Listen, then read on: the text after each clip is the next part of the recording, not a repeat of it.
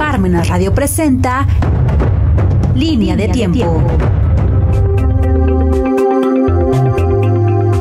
Estamos en su programa La Línea del Tiempo. Sintonízanos en parmenasradio.org. Su servidor, el padre José Luis Bautista González. En las últimas semanas, a nivel nacional, se ha abierto un debate sobre la posibilidad de que los libros de texto gratuito que se van a distribuir en la educación básica sean revisados o se entreguen definitivamente. Ha habido posturas encontradas. Algunos gobernadores han dicho que no hay problema que se entreguen, otros han afirmado que no. Pero creo que aquí lo más importante es entender el origen del conocimiento, el origen de la enseñanza y el origen de lo que el hombre y la mujer tendrían que conocer, aprender y reflexionar. Y para eso creo que la historia, que es la madre de todas las ciencias, como decía Heródoto, nos puede ayudar a solucionar este entronque, este enredo que estamos viviendo en México. Si nos vamos al origen del conocimiento, cuando el hombre tiene conciencia de sí, habría que remontarnos a la antigua Grecia o al antiguo Oriente con el pensamiento de Lao Tse o de Confucio. ¿Qué es lo que busca el hombre en los orígenes? Busca la argumentación, busca la racionalidad y por ende, dentro del campo filosófico hay la materia, o más que materia, el arte de la buena vida, que es la filosofía. El arte del buen vivir, como lo señala el Papa Benedicto XVI, dando una definición sencilla a la filosofía. Es el arte del buen vivir. Y ahí podemos reconocer el pensamiento de Sócrates, de Platón, de Aristóteles, y antes, siglos anteriores, el de Anaximandro, el de Anaxímenes, el de Empedocles y el de Pitágoras, que buscaban el famoso arjé, el famoso principio ordenador, ya no desde un planteamiento teológico de fe, sino desde un planteamiento argumentativo. Y se idearon varias ramas del conocimiento dentro de la filosofía. Puedo pensar en la metafísica, en la teoría del conocimiento, en la teodicea, en la cosmología, en la ética, en la lógica y en la estética. Claro, aquí se trataba de argumentar. No se trataba de decir, yo tengo la razón. ¿Y por qué? Pues porque yo soy el que sé, los demás están equivocados. Aquí se abrían foros de debate con argumentos y al final los adversarios, entre comillas, le daban la razón al que tenía los argumentos de mayor lógica. Y podríamos pensar en estas materias que les he mencionado. El conocimiento sensible indudablemente tiene barreras y esa barrera se veía solucionada con la teoría del conocimiento y con la metafísica. y sabemos que la metafísica es algo que está más allá de lo físico, de lo que perciben nuestros sentidos. La teoría del conocimiento o la gnoseología, que es precisamente la base para entender los demás caminos de la filosofía. Y después se argumentaba que es más allá de lo físico, qué es lo que podemos conocer de Dios. Y por eso en el siglo de oro del conocimiento en Grecia se implementa lo que sería la teodicea, que sería el camino para llegar a Dios a través de la razón. Porque nunca en la especulación griega, nunca se negó el conocimiento de Dios. Lo que sí se negó es la multitud de divinidades paganas que proponía Hesíodo. Eso sí se negó. Se llegó al conocimiento de un solo Dios verdadero, de un motor inmóvil, de una causa incausada. Ahora, para el conocimiento del mundo, del universo, más allá de lo físico o de lo que al alcance de los hombres del siglo IV y V antes de Cristo, lo podían entender como cosmología. Es el tratado del cosmos, del mundo. Tratado de Dios, tratado del mundo. Y después la antropología filosófica, que es el tratado del hombre. El oráculo de Delfos afirmaba: conócete a ti mismo. Pero aún Sócrates decía: yo solo sé que no sé nada. Porque creo, entre más nos adentremos a la teoría del conocimiento y a la metafísica, podríamos llegar a decir como Sócrates: yo solo sé que no sé nada. Porque el ser humano tendría que tener avidez del conocimiento. Por eso el gran Aristóteles decía que nunca se separe de tus manos el lomo de un volumen. ¿Cuál sería entonces el enroque que hoy estamos viviendo en nuestra patria ante la revisión de los libros de texto? Y aquí voy a otras ciencias que brotan de la filosofía.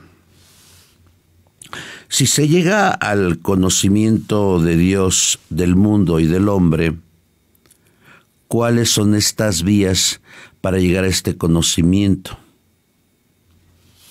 Se argumenta con la lógica. Y la lógica, indudablemente, es el tratado que nos lleva a la verdad. La estética a la belleza y la ética al bien. Por eso es que tanto Aristóteles como Platón elaboraron sendos libros donde su camino fue la lógica. Habría entonces que llamar a los peritos de las distintas áreas del conocimiento. Si se plantea la historia, a historiadores. Si se plantea la matemática, a los matemáticos. El español o la gramática castellana, pues a los que tengan licencia y maestría y doctorado en estas ciencias. Pero si descubrimos en el campo histórico que no se plantea la verdad de la lógica, sino se plantea lo que en otros países se ha hecho, la mentira que esconde la ideologización, entonces, indudablemente, ha sido un fracaso en algunas páginas los textos de educación básica. Había un adagio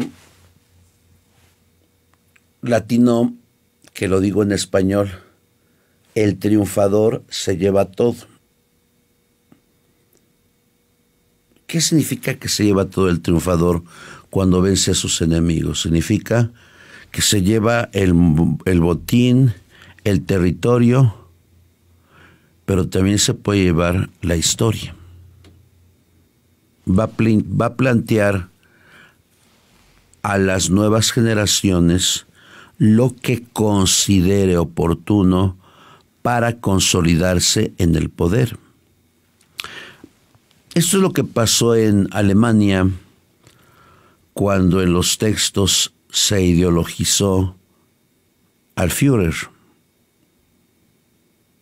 Esto es lo que pasó en Nicaragua, lo que está pasando en Nicaragua, lo que pasó en Cuba y sigue pasando en Cuba, lo que pasó en Venezuela o lo que pasó en China. ¿Y qué es la ideologización? Es la construcción simplista de una solución enclavada en mentiras a un problema difícil. Y aquí lo he comentado. ¿Por qué hemos llegado a la falta de brújula en el mundo? ¿Por qué hemos llegado a una falta de identidad? ¿Y por qué se plantea la ideología de género como solución? ¿Cuál es el origen remoto? El pensamiento de Simone de Beauvoir en su libro sobre el sexo. La mujer no nace mujer, sino se construye mujer. Claro, eso se planteó hace 85, 90 años. Y si la mujer no nace mujer, sino que se construye mujer, entonces yo me puedo percibir como yo quiera, como hombre, como mujer, no sé, como transespecie, como transgénero. Pero esto es el resultado del error y de la mentira. Esto es el resultado de la falacia y de la ideologización. Y esto que planteo no tiene un argumento, verídico. La ideología es una construcción de mentiras simples ante un problema que hay en el mundo. Pueden ustedes pensar el planteamiento de la lucha de clases,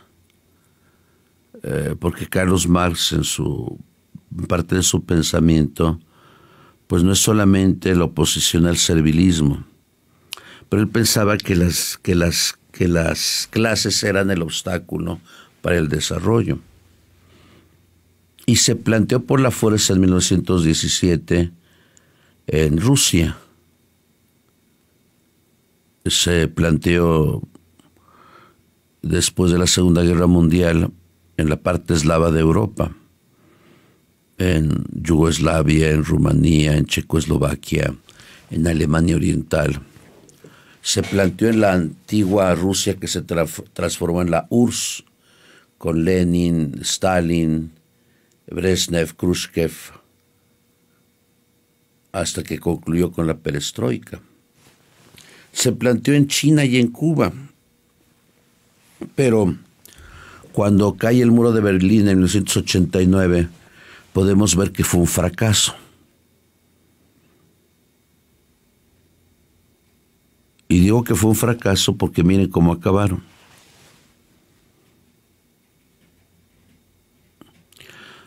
La ideologización es construcción de mentiras simples ante un problema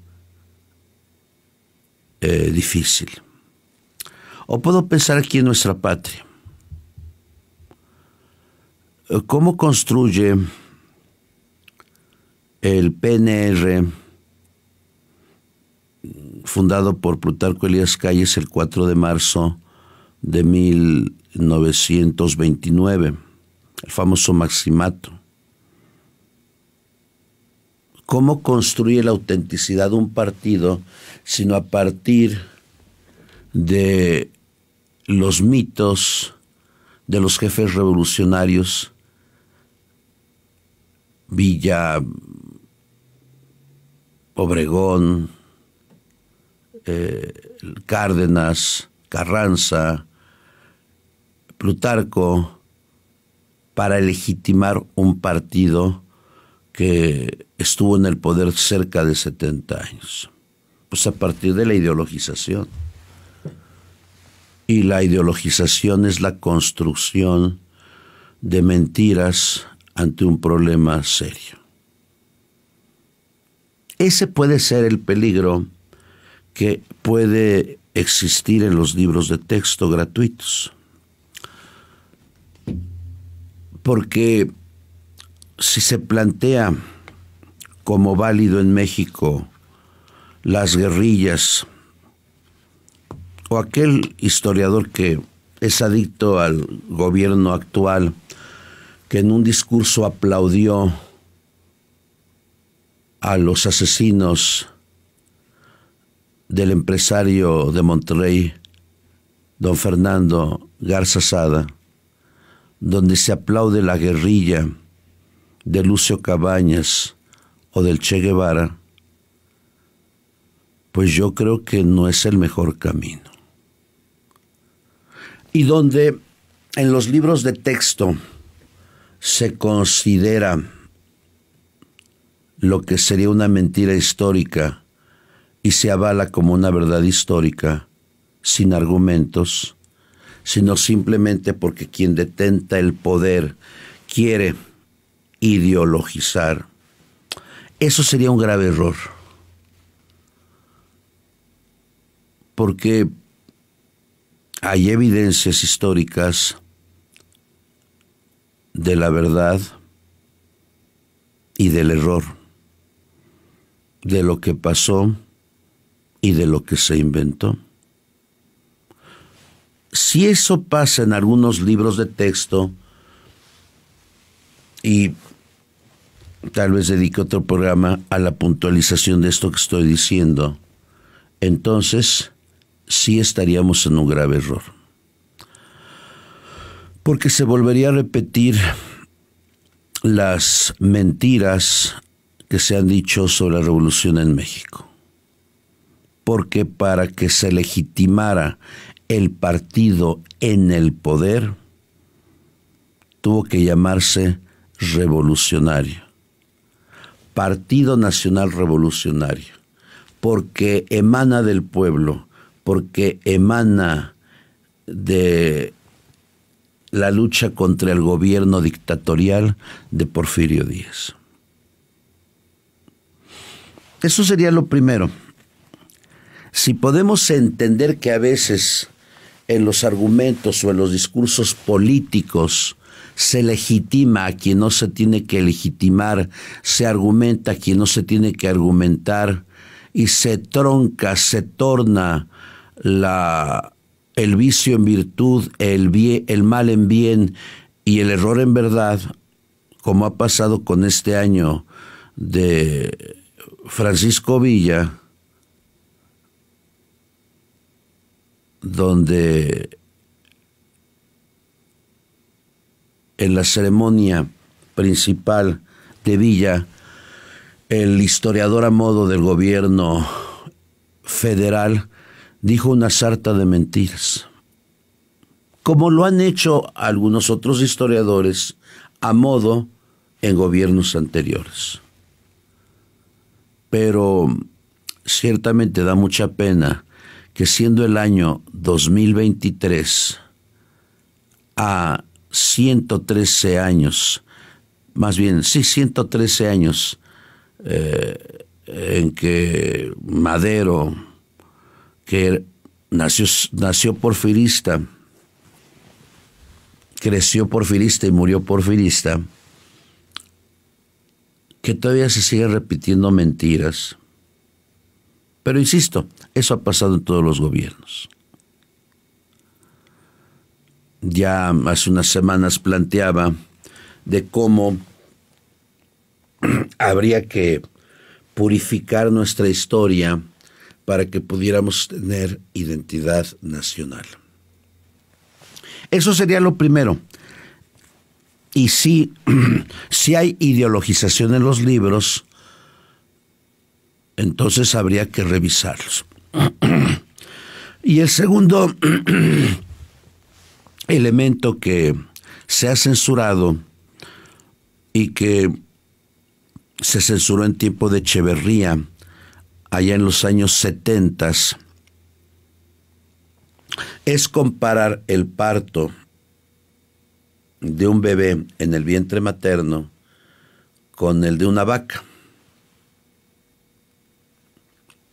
Y recuerdo a don Octaviano Márquez y Toriz, que publicó una carta pastoral donde hablaba sobre la educación sexual.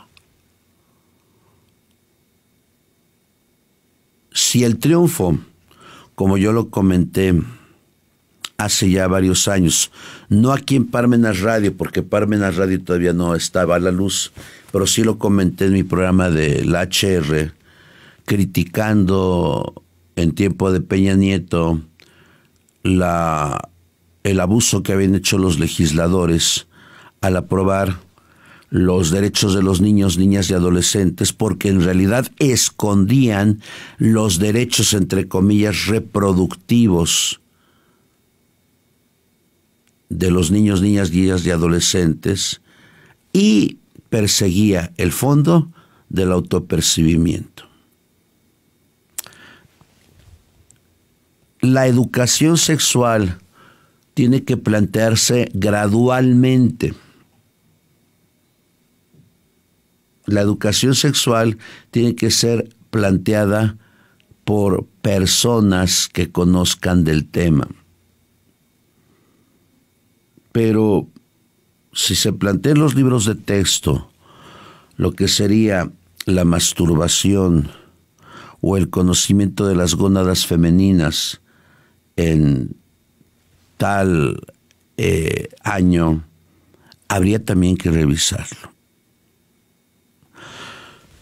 Los juristas romanos hace ya muchos siglos afirmaban que la patria potestas, es decir, que los papás tenían el derecho, primero, de elegir la educación, elegir la religión y elegir la moral. En esto no tiene que meterse el Estado, porque si el Estado se mete ya en lo que sería la educación sexual, en la educación religiosa, entonces estamos hablando ya de un Estado más que populista, estamos hablando de un Estado totalitario, donde los ciudadanos tienen que obedecer. Y quien no obedezca va a la cárcel. Quien no obedezca está en contra de los demás. Quien no obedezca es un traidor. En eso tenía razón Carlos Marx. No hay que rendirle vasallaje, ni hay que inclinarse ante los falsos ídolos de hoy. Tal vez habría que inclinarse, bueno, no inclinarse, tener respeto por quien trabaja más o por quien sabe más que uno, siempre y cuando este conocimiento esté unido a la verdad y al bien. Porque en esta República Mexicana que nos toca vivir, ¿cuántos y cuántos mexicanos no quieren trabajar? ¿O cuántos viven de la extorsión, del derecho de piso? ¿Cuántos carteristas? ¿Cuántos asesinos a sueldo? A ellos nuestro oprobio y nuestra descalificación. ¿Cuántos mexicanos se fletan todos los días trabajando en 2 trabajos al día? Se levantan 4:30, 5 de la mañana, llegan a su casa a las 10, 11 de la noche. A ellos mis respetos, porque se ganan el pan honestamente. ¿O cuántos, por un espíritu de superación, estudian una licencia y otra licencia y hacen tesis y hacen investigaciones?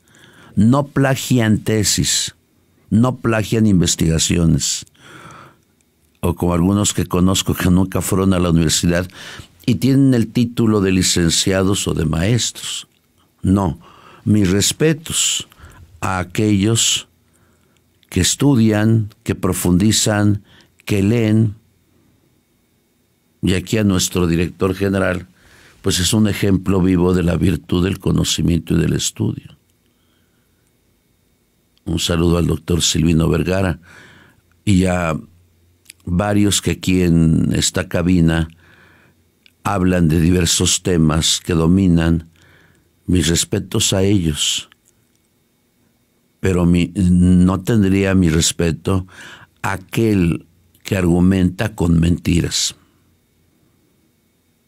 aquel que dice que solamente él tiene la razón. Mi ignominia a ellos.